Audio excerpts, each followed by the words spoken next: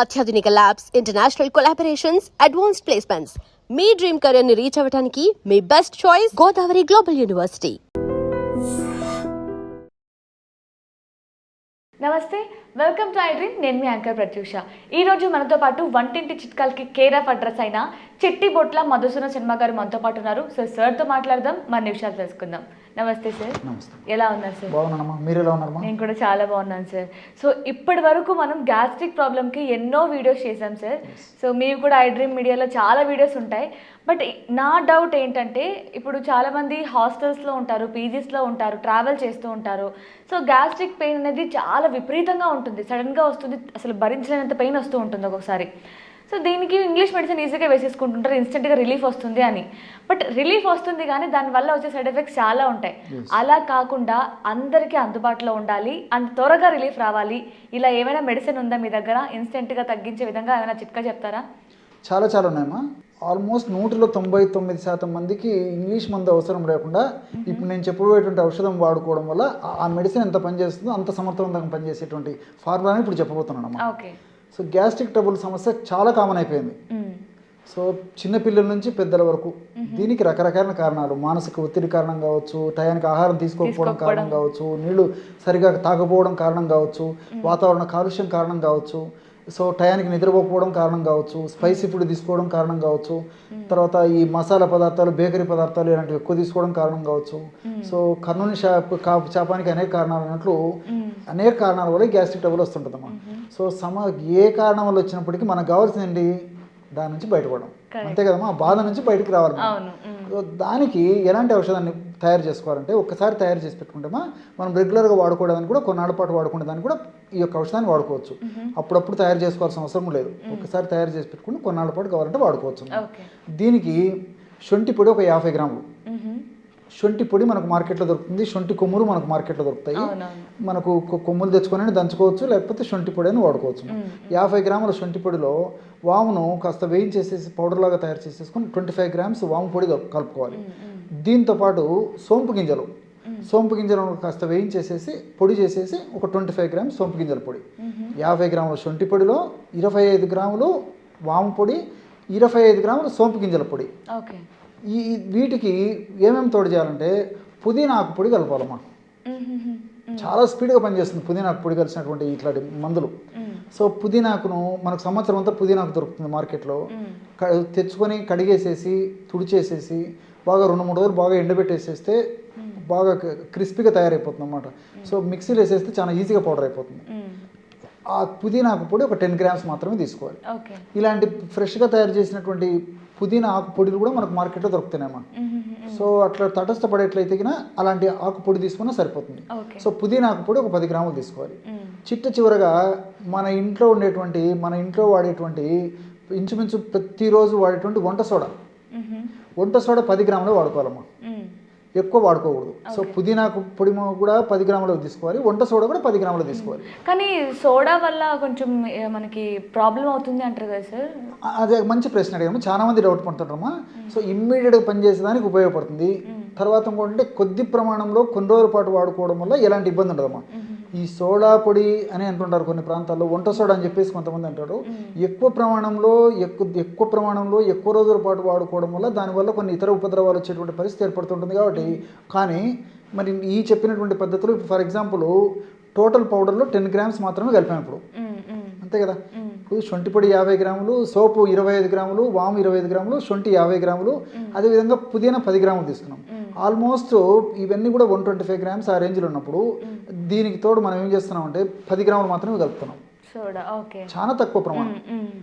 అంటే నార్మల్గా soda use చేయడమే ప్రాబ్లం అంటారు, ప్రేగులకి బొక్కలు పడతాయి, ప్రేగులకి ప్రాబ్లం అని చెప్తూ ఉంటారు. బట్ రెగ్యులర్ గా రోజు యూజ్ చేస్తే ఏమైనా ప్రాబ్లం ఉంటుందా అని? ఎగ్జాక్ట్లీ అడిగారు. సో దీనికి ఏం చేయాలంటే ఈ విధంగా తయారు చేసుకొని ఆ సమస్య తీవ్రత తగ్గేదాకా ఒక 10 రోజులు కానీ 15 రోజులు కానీ 20 రోజులు వాడుకోవచ్చండి. అంతేగాని ఏదో నెలల తరబడి సంవత్సరాల తరబడి వాడకూడదు. సో విత్ ఇన్ సూన్ అనమాట, చాలా ఇమ్మీడియట్ రిజల్ట్ వస్తుంది. కాబట్టి ఆ లక్షణాలన్నీ తగ్గిపోయేసి కంఫర్టబిలిటీ వచ్చేదాకా అట్ ద మ్యాక్సిమం ఒక 3 వీక్స్, ఇంకా మ్యాక్సిమం 4 వీక్స్ దాకా ఈ మెడిసిన్ అయిపోయేదాకా వాడుకోవచ్చమ్మా, ఇబ్బంది లేదు.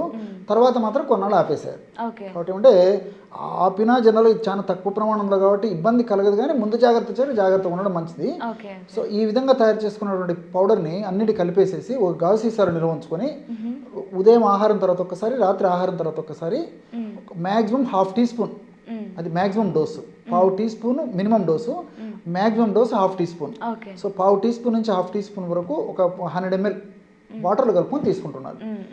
ఆ విధంగా తీసుకోవడం వల్ల ఇమ్మీడియట్గా మీకు ఇంగ్లీష్ మందులు వాడుకోవడం వల్ల ఎలాంటి రిజల్ట్ వచ్చిందో ఇంచుమించు 99% అదే రిజల్ట్ వచ్చేస్తుంది. ఇంకోటి ఏంటంటే ఇప్పుడు కేవలం ఆహారం తర్వాత తీసుకోవాలనే సిద్ధాంతం కూడా జనరల్ రూల్ ఇది.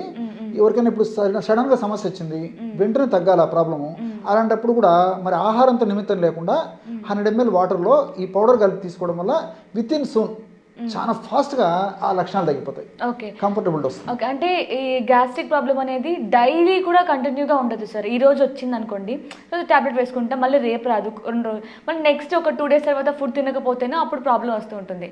సో ఇలా వచ్చినప్పుడు రెగ్యులర్గా డైలీ యూజ్ చేయాలి, డేకి 2 times, లేదు వచ్చినప్పుడే యూజ్ చేసుకుంటే బెటర్ అంటారా? ఇది ఆయుర్వేద ఔషధం యొక్క ప్రత్యేకత ఏంటంటే ఔషధాలు కొన్నాళ్ళ పాటు వాడి ఆపేసినప్పటికీ దాని యొక్క ప్రభావము మంచిగా మనకు ఉపయోగపడేటువంటి ప్రభావము దీర్ఘకాలం పాటు మనలో ఉంటుంది. ఇది ఆయుర్వేద వైద్యం యొక్క ప్రత్యేకత. కాబట్టి ఈ లక్షణాలు వచ్చినప్పుడు కొన్నాళ్ళ పాటు వాడి ఆపేసినప్పటికీ ఈ యొక్క ఔషధాల యొక్క ప్రభావం చాలా కాలం పాటు ఉంటుంది. కాబట్టి ఒకవేళ మరి ఆహారం వేళకు తీసుకోకపోవడం కానీ ఇతర కారణంలో కానీ ఆ లక్షణాలు వచ్చేటువంటి పరిస్థితి ఏదైనా రాకుండా ఉండేందుకు కూడా మనం ఇంతకుముందు వాడింటాం కదండి, ఆ యొక్క ప్రభావం పనిచేస్తుంది. కాబట్టి కొన్నాళ్ళ పాటు వాడి ఆపేసేసి మరి అలాగ ఉన్నప్పటికీ జనరల్గా ఆ లక్షణాలు అయితే రావండి. మళ్ళీ అట్లా వచ్చినప్పుడు అవసరమైతే మళ్ళీ వాడుకోవచ్చు. లేదు అప్పుడప్పుడు తరచుగా ఈ లక్షణాలు వస్తున్నాయి అనుకోండి, అప్పుడు ఆ లక్షణాలు వచ్చినప్పుడు వాడేసేయడము, మళ్ళీ ఆపేసేయడం. సో కొన్నాళ్ళు లక్షణాలు తగ్గిపోయినప్పటికీ దీర్ఘకాలం పాటు కొన్నాళ్ళు వాడు ఆపేయడం ఒక పద్ధతి. రెండవది ఆ లక్షణాలు వచ్చినప్పుడు ఒక 5 రోజులు, వారం రోజులు వాడడం ఆపేయడం. మళ్ళీ ఎప్పుడైనా నెలకు, 2 నెలలకు, 3 నెలలకు మళ్ళీ వచ్చింది అనుకోండి, 4-5 రోజులు వాడడం ఆపేయడం. అట్లా ఏం చేయొచ్చండి. ఎలాగైనా ఈ ఔషధం ఒకటి ఉంటే మాత్రము ఇంతకుముందు మీరు ప్రస్తావించినట్లు జర్నీలో ఉన్నా పనిచేస్తుంది, లేకపోతే హాస్టల్స్లో ఉన్నా పనిచేస్తుంది, ఆఫీసులో ఉన్నా పనిచేస్తుంది, ఇంటిలో ఉన్నా పనిచేస్తుంది. సో ఏ బిజీ షెడ్యూల్స్ మనకు ఉన్నప్పటికీ ఈ గ్యాస్ట్రిక్ ట్రబుల్కి సంబంధించి ఒక అమృతం లాంటి ఔషధం మన దగ్గర ఉన్నట్లే. సో ఇది ఎక్కడికి వెళ్తున్నా క్యారీ చేయడం వల్ల ఎప్పుడు ఏ సమయంలో వచ్చినా సరే వేసుకోగానే ఇన్స్టెంట్గా రిలీఫ్ వస్తుంది. ఇన్స్టెంట్ రిలీఫ్ వస్తుందండి. ఓకే. సో అంటే సార్ ఇలాంటి ఔషధం యూజ్ చేసినప్పుడు కొన్ని మన లైఫ్ స్టైల్ చేంజెస్ చేసుకోవాలి అనుకుంటూ ఉంటారు. అంటే మన తీసుకున్న ఆహారంలో కొన్ని మార్పులు చేర్పులు అవసరం. ఈ ఔషధం తీసుకుంటూ మన ఆహారంలో ఏమైనా చేంజెస్ చేసుకోవాలి అంటారా? చేసుకోవడం చాలా చాలా మంచిదండి. ముఖ్యంగా ఏంటంటే నీళ్ళు ఎక్కువ తాగడం అలవాటు చేసుకోవాలి. ఓకే. సో ఉదయం నుంచి రాత్రి దాకా కనీసము 3 నుంచి 5 లీటర్ల వరకు నీళ్ళు తాగడం అలవాటు చేసుకోవాలి. ఇది చాలా చాలా ముఖ్యమండి. ఓకే. వాతావరణం మార్పును బట్టి, అదేవిధంగా శరీర ప్రకృతిని బట్టి, ఇతర అనుబంధ లక్షణాలను బట్టి, దేహతత్వాన్ని అనుసరించి, వాళ్ళకు ఉన్నటువంటి జబ్బులను అనుసరించుకొని మరి 3 నుంచి 5 లీటర్ల వరకు నీళ్ళు తాగడం అలవాటు చేసుకోవాలి. దీనికి తోడు ఏంటంటే వీలైనంత వరకు రాత్రిపూట పెందలాడే ఆహారం తీసుకోవడం అలవాటు చేసుకోవాలి. ఈ 2 చాలా చాలా ప్రధానం. వీటికి తోడు మరి ఫైబర్ ఉన్నటువంటి ఆహారం బాగా తీసుకుంటుండడము, ఈ స్పైసీ ఫుడ్, తర్వాత ఈ మసాలా కలిసినటువంటి ఇతర ఈ పదార్థాలు, ఎక్కువ ఆయిల్ కలిసినటువంటి పదార్థాలు ఎంత మ్యాక్సిమం తగ్గించుకోగలిగితే అంత తగ్గించుకొని వాడుకోవడం, ఇలాంటి చిన్న చిన్న జాగ్రత్తలు తీసుకుంటూ నేను చెప్పినట్టు పద్ధతిలో నీళ్ళు ఎక్కువగా తీసుకుంటున్నారు.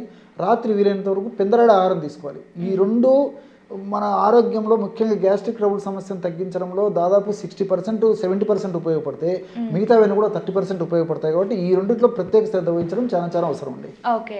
సో ఈ ఔషధం తీసుకుంటూ కూడా మన ఆహారంలో ఇలాంటి అలవాట్లు మార్చుకోవడం వల్ల త్వరగా రిజల్ట్ ఉంటుంది, మళ్ళీ గ్యాస్ట్రిక్ ప్రాబ్లం రాకుండా ఉంటుంది. Exactly. Nice sir. Thank you so much sir. Okay.